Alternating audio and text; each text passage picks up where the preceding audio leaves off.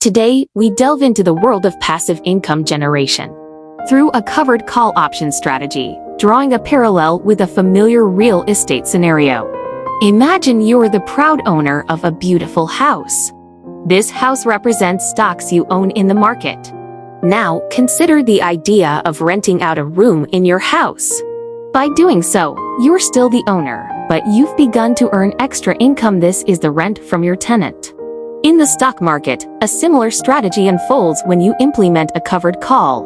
You hold onto your stocks and simultaneously sell call options on these very stocks. This is akin to renting out that room in your house. The rent you collect is comparable to the option premium, an amount that's yours to keep, irrespective of future events. However, this strategy comes with its nuances. When you rent out a room, your tenant acquires certain usage rights. In the realm of covered calls, if the stock's market price ascends above the agreed rent price, known as the strike price, before the option's expiration, the option buyer can move in. They have the right to purchase the stock at this strike price.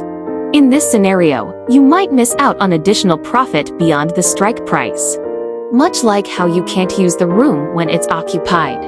Conversely, if the stock price doesn't cross the strike price threshold, akin to having no takers for your room, you retain your stocks and the premium.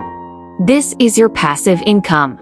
This strategy is a favorite among investors who seek to augment their stock holdings with the added benefit of earning option premiums. It's akin to homeowners seeking additional income by renting out parts of their property. Essentially, it's about making your assets work in your favor, forging a stream of passive income.